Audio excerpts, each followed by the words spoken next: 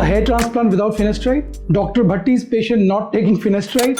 Well, today you're going to get most of your exercise shaking your head in disbelief.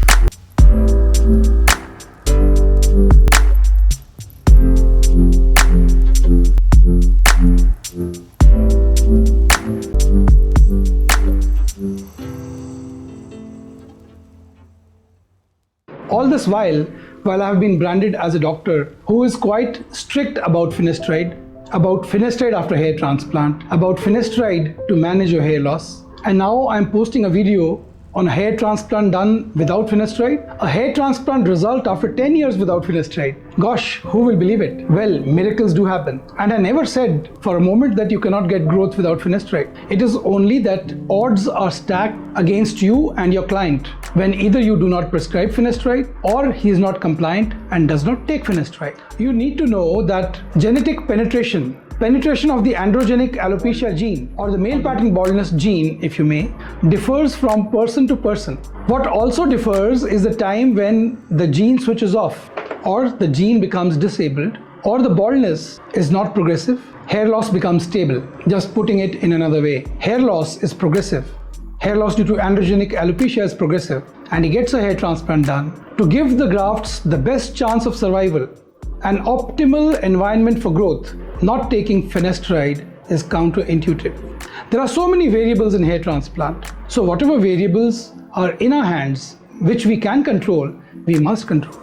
Our grafts are not limitless. As I've said in many other videos, we have a finite number of grafts. So we need to optimally use them in the present hair transplant, make them grow optimally in the 6 months to 9 months period after hair transplant, and at the same time, save grafts for future use. Because hair transplant is not a one-time affair. Hair transplant is not curative of baldness. Your baldness continues, and so we need to preserve grafts for future.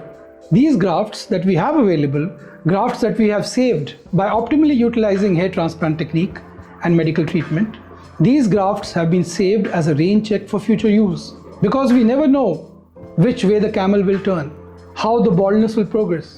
But the fact of the matter is that though most people follow my advice, there are some people who do not take it, do not mention that they won't be taking my advice, become non-compliant immediately after the procedure or a few months after the procedure.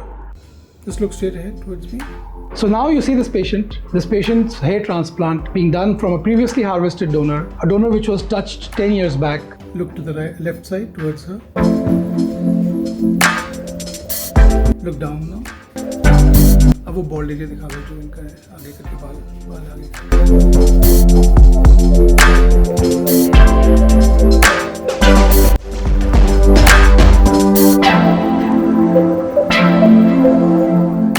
And now using our direct hair method, the anagen Q+ technique, by which we move the grafts in the shortest period of time from the scalp donor to the recipient area. Though more or less the baldness in this patient is stable, the mid-scalp has progressed further and there is thinning, but not as much as one would expect after 10 years. There is thinning of the transplanted hair. So we thought that since he is not very keen to take Finasteride, we will add as many hair we can to add density so that this 45-year-old male can have a full head of hair for another 10 years. Some patients are also casual. It's not their intent not to follow advice, but they forget about it.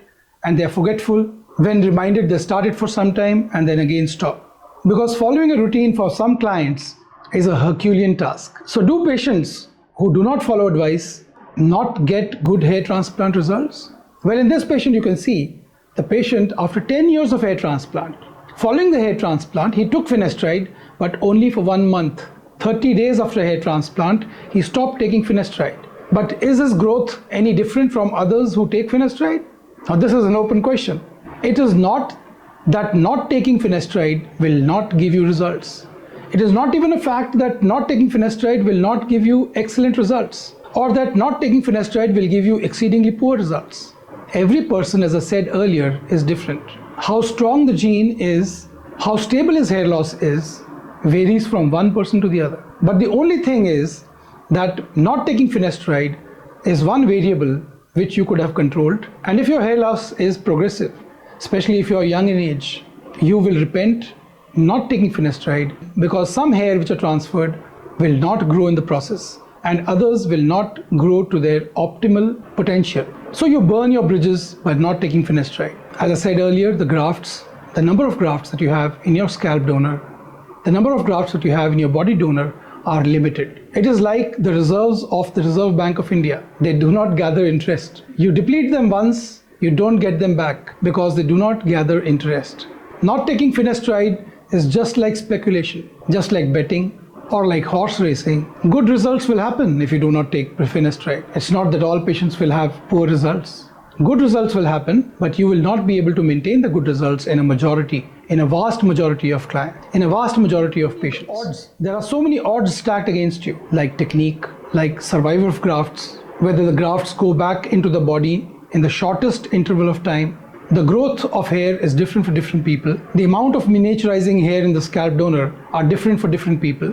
So this is what we need to give a deep thought to. Hair transplant is not merely shifting grafts from one place and planting them in another. It is a whole conglomeration of surgical technique, of medical treatment, patient compliance to medical treatment, frequent follow-up, tapering the dose or spiking the dose whenever it is needed to be, and stopping the drug when the baldness has stabilized or when the baldness gene has switched off. So it's not a simple thing. Hair loss is quite a complex affair because there are various reasons, various causes, various etiologies for your hair loss. You might have androgenetic alopecia, but there are many environmental factors that need to be controlled. Your doctor is your best friend. He is your best counsel to save your hair from falling off, to preserving your hair so that you can take pride in your head full of hair for a long, long time to come. People think they follow advice, but they don't. Humans are only capable of receiving information. After receiving information, they create their own advice. So it is only our bit to give them the information that they want, to give them the information that will be good for them in the long run in hair loss and androgenetic alopecia, and leave the rest to them because they are responsible for themselves, they are responsible for the hair loss, they are responsible for the androgenetic alopecia. But if they ask for advice, I am not hesitant and I always give them the advice, the best knowledge that I have, irrespective of the fact whether they follow it or not. My conscience is clear.